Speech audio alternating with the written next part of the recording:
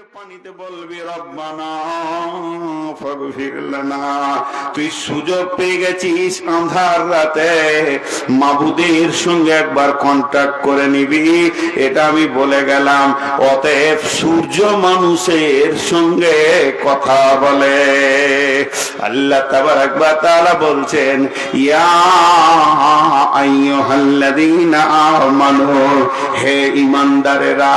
আমি আল্লাহ কাফেরকে বলেননি, মুনাফিককে বলেননি, ফাসিককে বলেননি, জালেমকে বলেননি, বরং আল্লাহ মুমিনকে বলছেন, মা লাকুম, কি হয়েছে তোদের? তোদেরকে কোন রোগে ধরেছে? কে তোকে আঁকড়ে ধরে রেখে দিয়েছে? মসজিদে ঢুকতে দেয় না, মাদ্রাসায় যেতে দেয় না, তোকে সূরা পড়তে দেয় না, তওবা করতে দেয় না, তোর মুখ থেকে গুটকাকে ছাড়াই না, জর্দার জগতে ঢুকিয়ে রেখেছে। কে তোকে জুয়াতে বসিয়ে রেখেছে, লুডুতে রেখেছে, তাসেতে রেখেছে? আমার ঘর থেকে তোকে কে ভুলিয়ে রেখেছে রে? বল, মা লাকুম, কি হয়েছে তোদের? ইদা কিলা লাকুম ইনফিরু ফি সাবিলিল্লাহি ফাকালতুম ইলাল আরদি, যখন তোমাদেরকে বলা হয় বের হয়ে যাও তোমরা আল্লাহর রাস্তায়, তখন তোমরা জমিনকে আঁকড়ে ধরে বসে যাও। আল্লাহ জিজ্ঞেস করছেন, আরাজিতুম বিল হায়াতিদ দুনিয়া, এই দুনিয়ার জীবনটাকে তুমি নিজেকে দামি মনে করে নিয়েছো? ফামা মাতাউল হায়াতিদ দুনিয়া, দুনিয়ার যত সম্পদ আছে, যত সোনা আছে, টাকা আছে, পয়সা আছে, হিরে আছে, মণি আছে, মানিক্য আছে, চাঁদি আছে, এক জায়গায় জমা করে দাও। মিনাল আখিরা, মিনাল আখিরাতি ফামা মাতাউল হায়াতিদ দুনিয়া মিনাল ফিল আখিরাতি ইল্লা কালিল, আখিরাতের তুলনায় সামান্য কিঞ্চিত।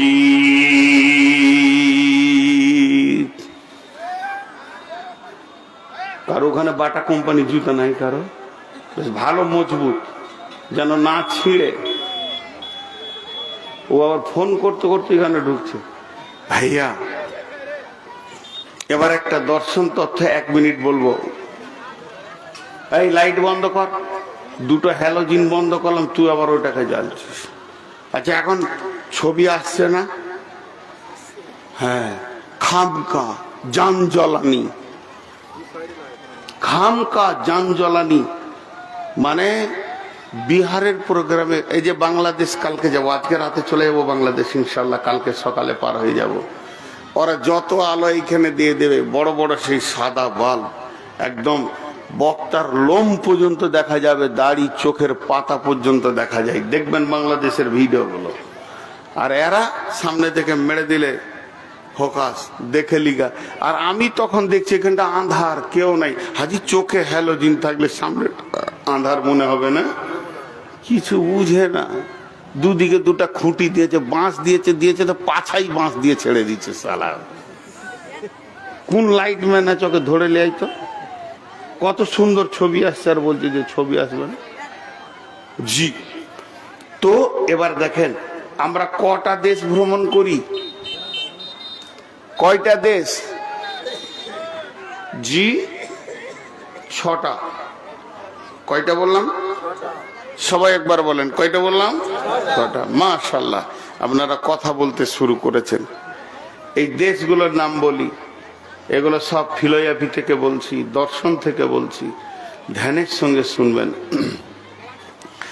প্রথম জগতের নাম আলামে আরওয়া, দ্বিতীয় জগতের নাম আলামে আজসাম, তৃতীয় জগতের নাম আলামে দুনিয়া, চতুর্থ দেশটার নাম আলামে বারজাক, পঞ্চম দেশটার নাম আলামে ইয়াউমাল কিয়ামা, 6 নম্বর দেশটার নাম আলামে আখেরা। 6 নম্বর দেশের আবার 2টো ভাগ আছে। এ গ্রুপের নাম জান্নাত, বি গ্রুপের নাম জাহান্নাম। আমাদের সফরটা এইদিকে চলছে। আমরা আলামে আরওয়া বলতে আত্মা জগৎ, এটা কোথা আছে? কোন আসমানে আছে? এটা রয়েছে জান্নাতুল ফেরদাউসের ভিতরে। একটা বিরাট ময়দান, তার নাম হলো আত্মা জগৎ। ওখান থেকে সব দেহ আত্মাগুলো মায়ের পেটে আসে আলামে আজসাম। মায়ের পেটে বাপ মায়ের যে ক্রসে মালগুলো এসে মায়ের পেটে জমা হয়, শুক্রাণু ডিম্বাণু, ওইটা থেকে পুঁথলাটা তৈরি হয়। আর পুঁথলাটা মায়ের পেটে থাকে, সে জীবিত থাকে না, মৃত থাকে। যখন 120 দিনে পুঁথলাটা কমপ্লিট হয়ে যায়, ওর শরীরের নখ লাগাতেও বাকি থাকে না।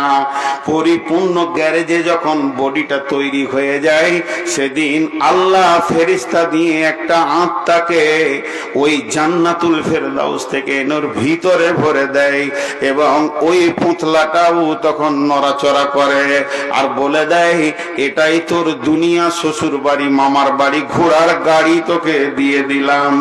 এরপরে দুইটি জিনিস, এতদিন ছিল একটা দেহ, এবার দেহ আর আত্মা দুই সঙ্গে প্রসব নামে পৃথিবীতে আসে। এটা 3 নম্বর জায়গা, আলামে দুনিয়া। এখানে সবাই একবার করে আসবে। এরপরে এখানে যার যা অভিনয় আছে নাটকের মঞ্চে, কেউ কুলি হবে, কেউ মজদুর হবে, কেউ ড্রাইভার হবে, কেউ দর্জি হবে, কেউ মাওলানা হবে, কেউ মুফতি হবে, মাদানি হবে। আল্লাহ যাকে যেটা বানাবেন ওই অভিনয়টা করবে। একদিন ভব মেলা যখন শেষ হয়ে যাবে, কাস্টম অফিসার এসে বলবে, তোর ভিসা শেষ, তোর পাসপোর্টে আর এই দেশে তুই থাকতে পারবি না। তখন মত নামে একটা স্বাদকে তার জিভে দেওয়া হবে, সেটা সে যখনই শিখবে তো পৃথিবী ছেড়ে দিয়ে চলে যাবে। আত্মা প্রথম এসে দেখেছিল মাটির পুঁতলা, এরপরে ছেড়ে যাবে, তখন দেখবে বিছানায় পড়ে আছে সেই পুঁতলাটা। এতদিনে বুড়িয়ে গেল, 70 বছরের চেহারা চেঞ্জ হয়ে গেল। ওই আত্মাকে নিয়ে চলে যাবে আল্লাহর কাছে, এবং এরপরে জগৎটার নাম হবে কবর, আলামে বারজাখ। এটা 4 নম্বর। এই আলামে বারজাখ যেদিন কবর শেষ হয়ে যাবে, একদিন কবর ধ্বংস হবে, কিয়ামত হবে, সবাই কিয়ামতের মাঠে উঠবে। কিয়ামতের ময়দানে আদম থাকবে, আপনি থাকবেন, আমি থাকবো। এটা হবে 5 নম্বর স্টপেজ। ওটাও কিন্তু ধ্বংস হবে, চিরদিন কিয়ামত থাকবে না। তারপরে সামনে আসবে 6 নম্বর জগৎ। 6 নম্বর জগতের নাম হচ্ছে জান্নাত। জান্নাতে সকলেই চলে যাবে, শুধু এই দিকে যারা অপরাধ করেছে তাদের সাজার জায়গা জাহান্নাম, তাদেরকে খালি সাজা দেওয়ার জন্য জাহান্নামে ভরা হবে। যার যেমন গুনাহ সে ততদিন ওখানে বাস করবে, তারপরে নিজের দেশে জান্নাতে চলে যাবে। তবে মুশরিক মুনাফিক কোনদিন কাফির জান্নাতের মুখ দেখবে না। সফরটা বুঝতে পারলেন? কোন দিকে রাস্তাটা বললাম বুঝতে পারলেন? একবার হ্যাঁ না বলেন। আমাদের চলার পথের রাস্তাটা বুঝতে পারলেন? আলহামদুলিল্লাহ। তো এইটা হলো আমাদের রাস্তা। তো আমরা দুটো স্টপেজকে পার করে দিয়েছে, 3 নম্বরে আছি, কিন্তু ভেজাল এইটাই বেশি। কেন দেখেন, চলেন এই যে রাস্তাটা বললাম এটা 6 বার তফসির করা হয়। একবার বলেছি, আর একবার বলবো। আত্মা জগতে কোনো আমল ছিল না, নেকি ছিল না, গুনাহ ছিল না। মায়ের পেটে নামাজ পড়তে হবে, রোজা রাখতে হবে, এমন কোনো আমল ছিল না, নেকিও ছিল না, গুনাহও ছিল না। এরপরে কবরেও কোনো আমল নাই, দান খয়রাত করতে হবে, কবরে শুয়ে শুয়ে নামাজ পড়তে হবে, এরকম কোনো নেকিও নাই, গুনাহও নাই। কিয়ামতের মাঠে কোনো আমল নাই, নেকিও নাই, গুনাহ নাই। আবার জান্নাত জাহান্নামে কোনো আমল নাই, নেকিও নাই, গুনাহ নাই। যত ভেজাল এই দুনিয়াটাকে নিয়ে, এখানেই আমল আছে, এখানেই নেকি আছে, এখানেই গুনাহ আছে। আল্লাহ তাবারক ওয়া তাআলা বলছেন, হে আমার গোলাম, তোমরা এই পৃথিবীতে এসে রাজি হয়ে গেলে, পৃথিবীটাকে ফামা মাতাউল হায়াতিদ দুনিয়া ফিল ভাই বান্দবাস মাকুন্তাকে এবার উম্র কে দুনিয়া পোস্ত কে বেসিয়ার কাছে চেতু पर चुहंगे रफ्तान कुना जाने पाक चेबर तख्त मुर्दाने चेबर रोए खाक। এটা শেখ সাদির কথা, একটু ধৈর্য ধরে শুনেন কি বলছে। পৃথিবীতে আপনি অনেক রকম সাপ দেখেছেন, বিষাক্ত বিষাক্ত সাপ দেখেছেন, কিন্তু যে সাপ দেখেছেন না কেন, ভয়ানক একটা সাপের নাম বলছি, ওই সাপটার নাম হলো দুনিয়া। ও যদি একবার কেটে দেয় আর দুনিয়া নামে বিষ যদি কারো শরীরে চলে যায়, শুনেছি সাপের বিষ হলে নিম পাতাকে মিঠা লাগে, যতক্ষণ বিষ থাকবে নিম পাতাকে মিঠা লাগবে, যখনই বিষ শেষ হয়ে যাবে তখন নিম পাতাকে তিতা লাগবে। তাহলে এই সাপ এমন কঠিন সাপ যে ও একবার কেটে দিয়েছে আপনাকে, কোন খরির সাপে আপনাকে নিম পাতা দেওয়া হবে, আপনি কচকচ করে খেয়ে নেবেন। রোজা বলবে মিঠা লাগছে, বলে হ্যাঁ। রোজা বলবে এখনো বিষ তোমার আছে। এই করতে করতে করতে করতে রুগী বলবে নিম পাতা তিতা লাগছে, রোজা বলবে তোমার বিষ এবার থেমেছে। তো যদি কোনোদিন কাউকে দুনিয়া নামে সাপে কাটে, তাকে পৃথিবীটা মিঠা লাগবে, আখেরাতটা তিতা লাগবে। যতদিন মানুষকে পৃথিবী মিঠা লাগবে, জানতে হবে যে দুনিয়া নামে সাপের বিষ এখন যায়নি। যেদিন পৃথিবীটা তিতা লাগবে আর আখেরাতটা মিঠা লাগবে, সেই দিন জানতে হবে যে এর কাছে আর সাপের বিষ নাই।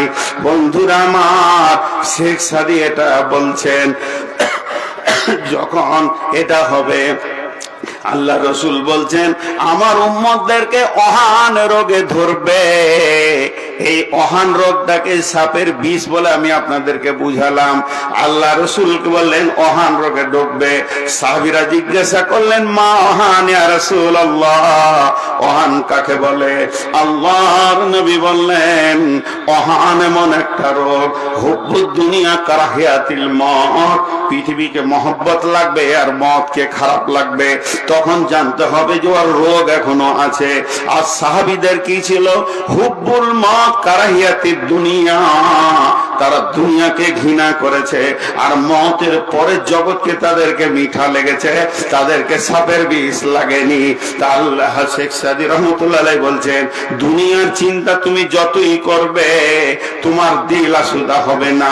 পৃথিবীর সমস্ত চিন্তা থেকে দুনিয়ার চিন্তাটা বেশি কঠিন। মা মরেছে, বাপ মরেছে, ভাই মরেছে, অ্যাক্সিডেন্ট হয়েছে, এটা বেশি লম্বা চিন্তা নয়। একদিন চিন্তা হবে, একদিন চিন্তা কেটে যাবে, আর দুনিয়ার চিন্তাটা মওত পর্যন্ত থাকবে। আর শেখ সাদি বলছে দুনিয়ার চিন্তাটা করা হলো বিয়াদবি, কারণ এই পৃথিবীতে কেউ এসে দুনিয়ার চিন্তাতে সে নিজেকে আসুদা করতে পারেনি। শেখ সাদি আর এক জায়গায় বলছেন হে পৃথিবীর ভাইরা, যদি পৃথিবী দেখে ভালো লাগে, মজা লাগে, তাহলে পৃথিবীর প্রেমে তুমি পড়ে যেও না। তোমার কপালে লাত আর জুতা ছাড়া কিছুই থাকবে না। তবে যদি তুমি চালাক হও, তবে যদি তুমি বুদ্ধিমান হও, তাহলে পৃথিবীটা যে বানিয়েছে সেই মালিকের সঙ্গে তুমি প্রেম করো। এই পৃথিবীটা সেই মালিক তোমার পায়ের জুতা বানাবি।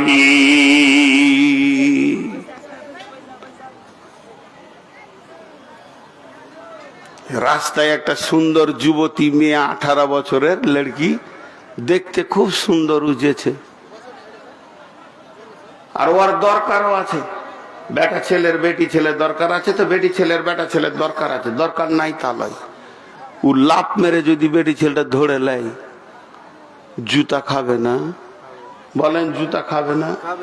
তো ওই মেয়েটা যদি তোর পছন্দই হয়, তো সহজ বুদ্ধি হচ্ছে ওর বাপের গলাটা লাফ মেরে ধর, কেউ জুতাবে না। জুতাবে? বেটির বাপকে যদি কেউ লেপটে ধরে লাই, গলা ধরে খালু বলে, ওর উপরে যদি চড়ে হলাই, তো কেউ কিছু বলবে না। কি ব্যাপার?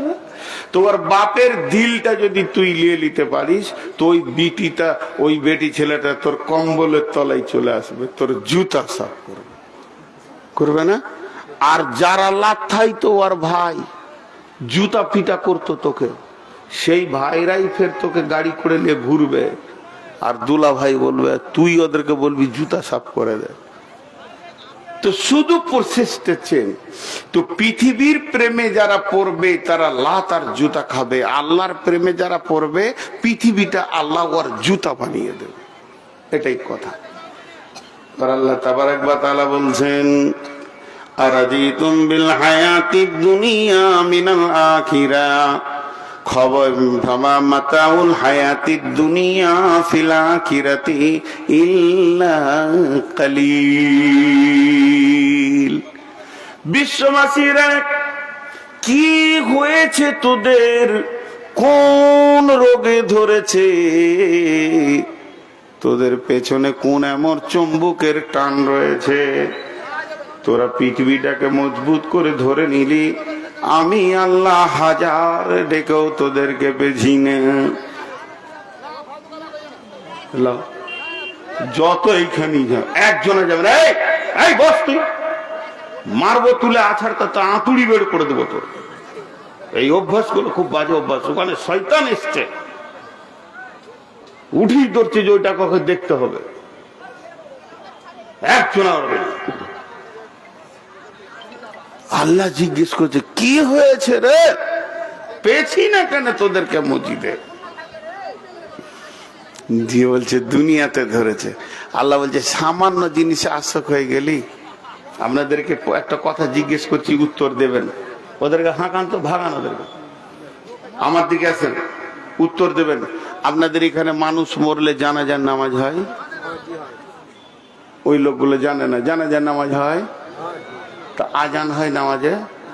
তো জোহরে আজান হয়, আসরে হয়, মাগরিবে হয়, ইশাতে হয়, ফজরে হয়। তো জানাজার হয় না? ইন্না লিল্লাহি ওয়া ইন্না ইলাইহি। আজান দিবেন, এবার থেকে আজান দিবেন, আজান দিয়ে তারপর জানাজা শুরু করবেন।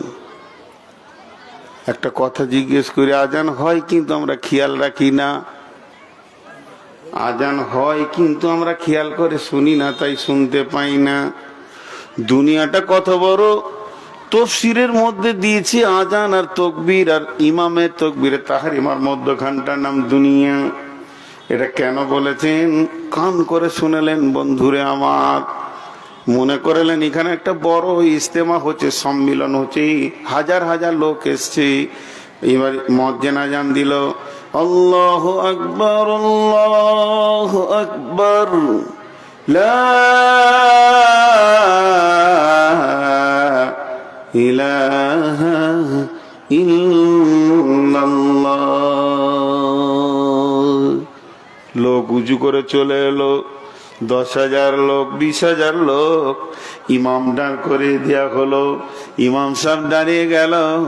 মুয়াজ্জিনকে খালি এরকম একটা চোখের ইশারা মেরেছে, মুয়াজ্জিন শুরু করে দিল, আল্লাহু আকবার, আল্লাহু আকবার, আশহাদু আল্লা ইলাহা ইল্লাল্লাহ, আশহাদু আন্না মুহাম্মাদার রাসূলুল্লাহ, হাইয়া আলাস সালাত, হাইয়া আলাল ফালাহ, قد قامت الصلاة، قد قامت الصلاة، الله أكبر، الله أكبر، لا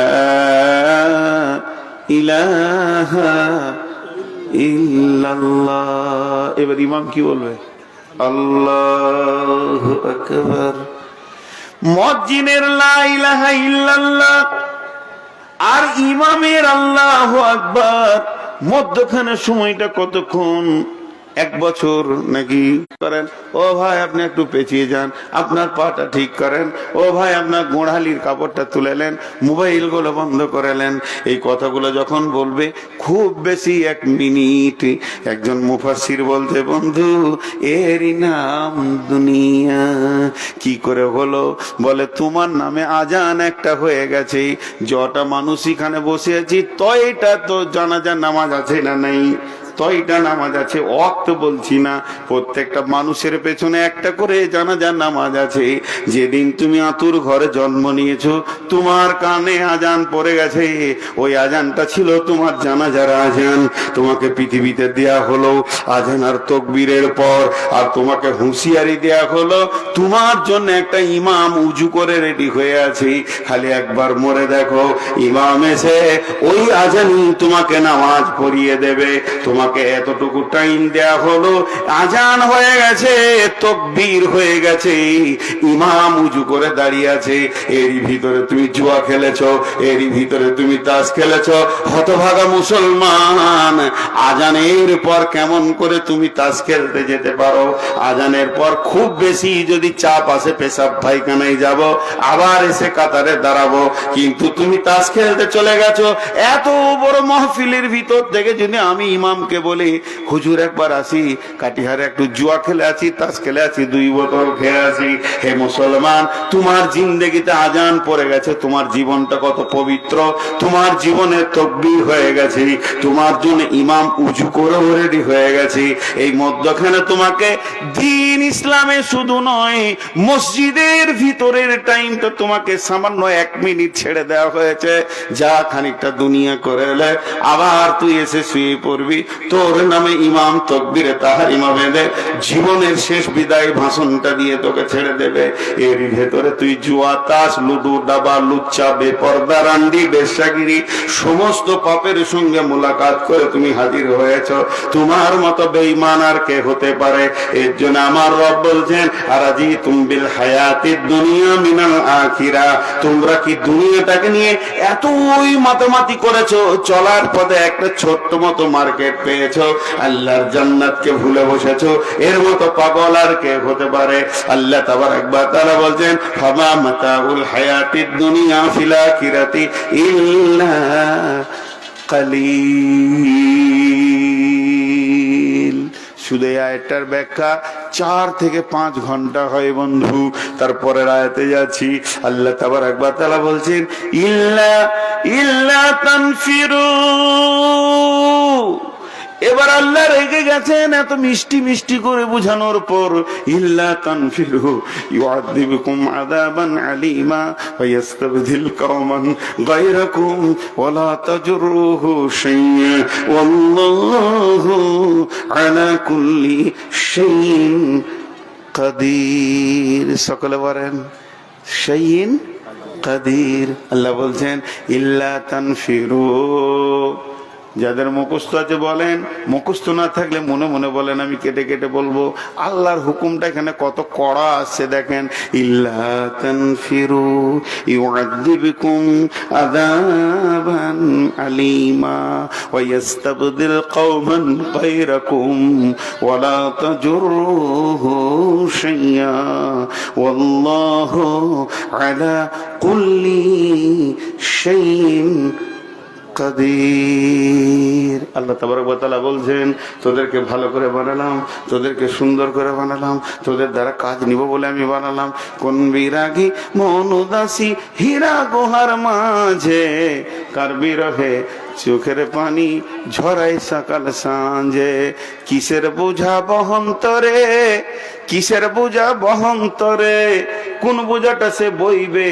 তাই বলছে কিসের বোঝা বহন্তরে, গড়ল তারে যত্ন করে। কিসের বোঝা বহন্তরে, গড়ল তারে যত্ন করে, প্রভু তারে করল বরণ সারা জাহান মাঝে। কোটি কোটি লোকের ভিতরে আপনাকে আমাকে আল্লাহ মুসলমান করেছে। কত সৌভাগ্য, কোরআন দিয়েছে আমাদের মাথায়। এই বোঝাটা নিয়ে বেড়া, হতভাগার দল, এত দামি মাল কোথায় তুই পাবি?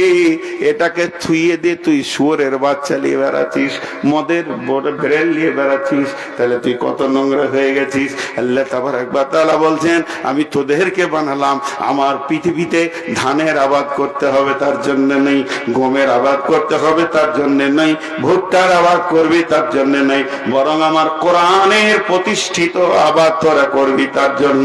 কিন্তু যদি তোরা শুয়ে যাস, ইউআযিবুকুম আযাবান আলীমা, তোদেরকে আমি আযাবে আলিম দেব, ওয়া ইস্তাবদিল কওমান গায়রাকুম, এবং অন্য কওমকে দিয়ে আল্লাহ দ্বীনের কাজ করে নেবেন। ওয়ালা তাজরুহু শাইয়্যা, এটা আল্লাহর কাছে কোনো ব্যাপার নাই, এটা আল্লাহর কাছে কোনো কঠিন নাই। ওয়াল্লাহু আলা কুল্লি শাইইন কাদির, আমার আল্লাহ সমস্ত জিনিসের উপরে ক্ষমতাবান।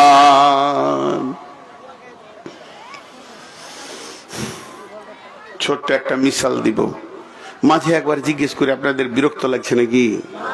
লাগবে কেন, বকছি তো আমি। দুটা বড় বড় গরু কিনে নিয়ে এসছে, ও চাষ করবে, 62 বিঘে জমি চাষ করবে হাজি সাহেব, এই জিয়ামারি বাড়ি। সে গরু দেখনদারি কি, ও কাটিহার লাভা রতুয়া থেকে লোক দেখতে এসছে, 3 লাখ টাকার গরু দেখবি তো জিয়ামারির হাজির বাড়িতে। গরুর চেহারা দেখে মনে হচ্ছে ট্রাক্টরের ফাল টানবে। ওর যা স্বাস্থ্য আর দেখনদারি, খুব খুশি হাজি সাহেব, খালি পাঞ্চা বাইছে আর গরুর পাশে খাটলে বসে আছে। যে কেউ আসছে ওকে বলছে দেখলে হবে, খরচা আছে, বাইরে থেকে এনেছি। ও অহংকারে খালি ফেটে পড়ছে। তো হাজি সাহেবের শালা এসছে, আহা মনে হচ্ছে ওর প্রচারটা আমি করে দিই। আহা আহা আহা, তোবা করেন যে আগামীতে মেলা বসতে দিয়েন না। আমি আমার আল্লাহকে সাক্ষী রেখে বলছি, 10টা লোক যদি জালসা শুনে আর বিনা মেলাতে যদি 20,000 টাকা হয় তো বরকত হবে মাদ্রাসাতে। ইউপিতে বড় বড় মাদ্রাসা আছে, কোনো জালসাই নাই, বছরকে বছর চলছে না।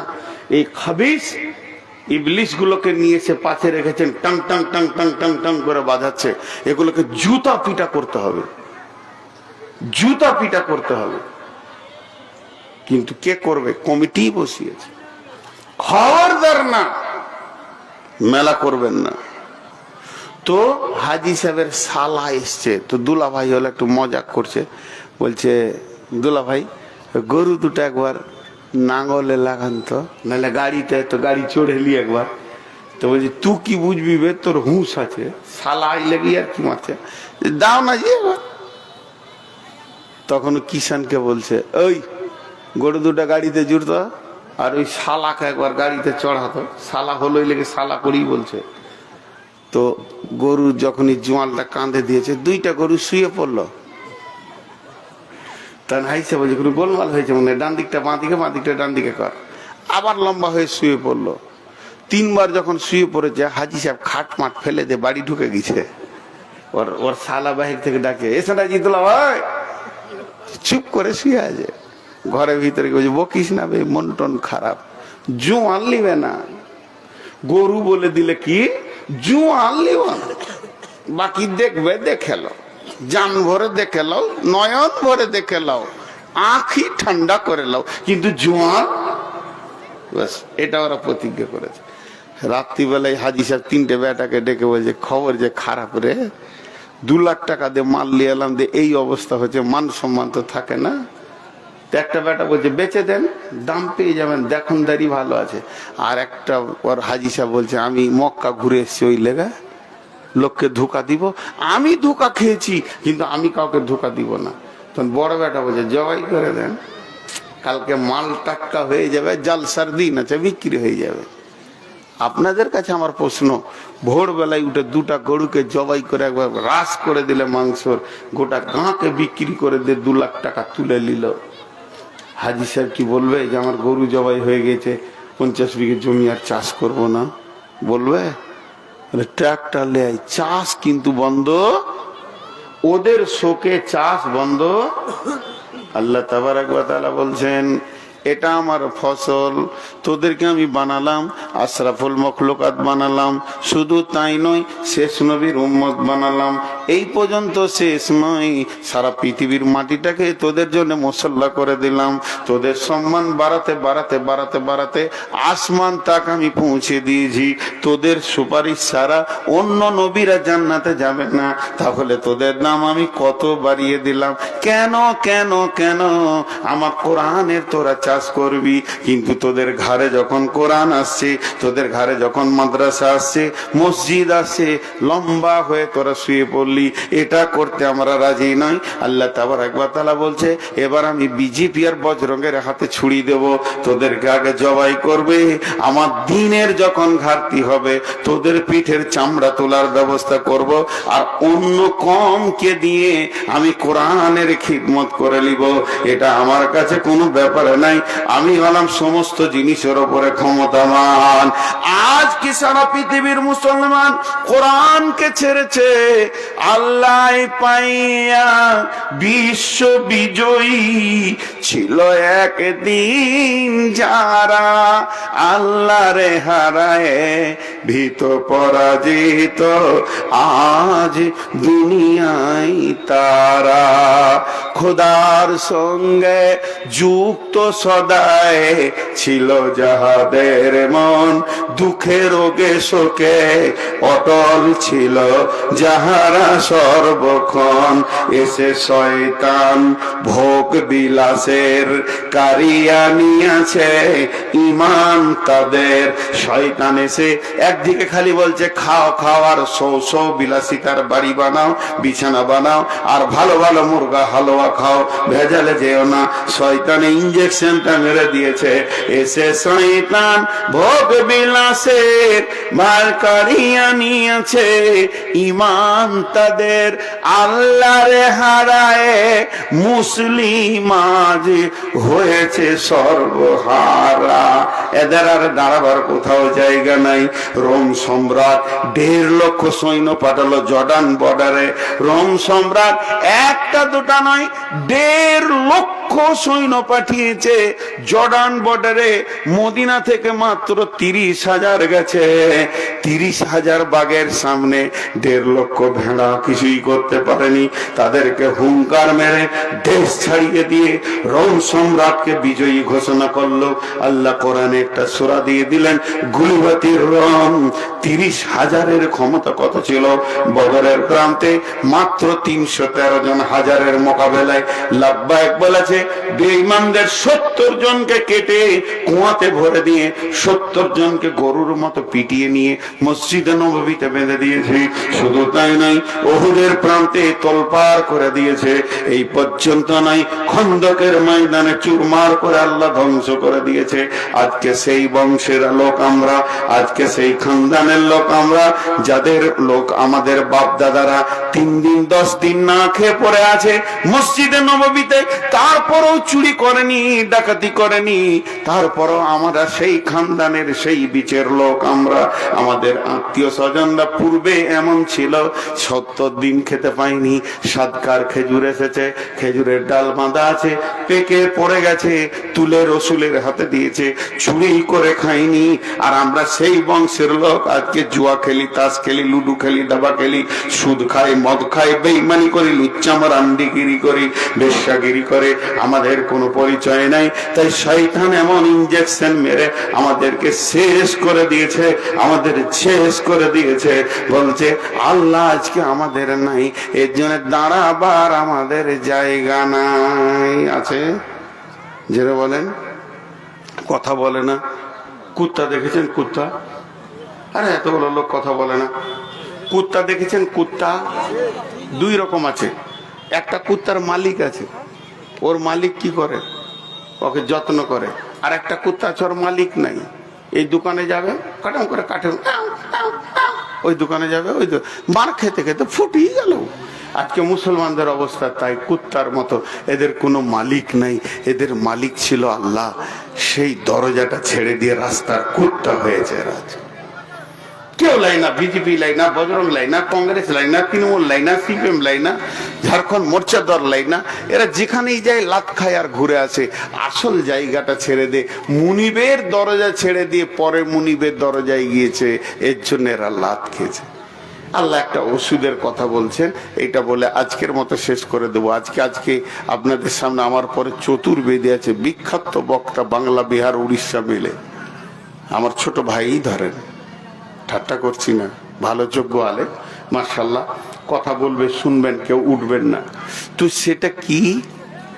ইল্লা তানসুরুহু ফাকাদ নাসারাহুল্লাহু إذ أخرجه الذين كفروا ثاني اثنين إذ هما في الغار। লম্বা ঘটনা। এই বক্তব্যটা আমি রেখেছি, ইউটিউবে পাবেন। একদম গারের শৌরের কাছে দাঁড়িয়ে বক্তব্য করেছি আমি, মক্কা, যেখানে রাসূলুল্লাহ সাল্লাল্লাহু আলাইহি ওয়াসাল্লাম 3 রাত 3 দিন আবু বকরকে নিয়েছিলেন। এই গোটা ঘটনাটা এখানে আছে। এরই মাঝে আপনাদেরকে বলে দিই, হজ উমরা করবেন তো আমার সঙ্গে করবেন। হজ উমরা করবেন তো আমার সঙ্গে করবেন। ওখানে দাঁড়িয়ে এই বক্তব্যটা দিয়েছি। আর গারে সৌরে কে যে লিখেছে লাল কালিতে সুন্দর করে পাথরে লেখা আছে এই আয়াতটা, এটা আল্লাহ নাজিল করেছিলেন। আল্লাহ বললেন যে তোমরা আমার দিনের মদত করো, তাহলে আমার সাহায্য তোমার কাছে যাবে। এখন এই চাওয়ালা তুই কাটিহার স্টেশন যাবি, আমার চোখে থেকে যা, তুই ওইদিকে যা, ওইদিকে যা, হ্যাঁ ওইদিকে, পিঠে সুজা করে দেবো, তোর হাড্ডি ভেঙে কিছু রাখবো না, চুর চুর করে দিব। এত বড় তোর সাহস যে আমি বসে আছি তুই চা নিয়ে চলে আসছিস। তোর কটা বউ আছে যে এত খরচা করে তোকে ইনকাম করতে হবে? 4টা বিয়ে করেছিস, বেয়াদব। ওর সাহস কত, চা নেই দিকে চলে। বাংলাদেশে এক চাওয়ালাকে বললাম বস এখানে, তুইও জালসা শোন, ওকে উঠতে দিনই 2 ঘন্টা, তোকেও তো জালসা শুনতে হবে।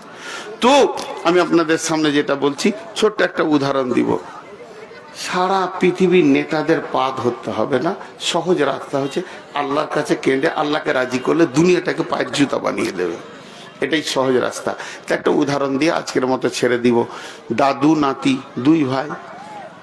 আপনারা বেটাকে কি বলেন? পোতা। পোতার দাদু, দাদুর বয়স 70 আর পোতার বয়স হলো 4।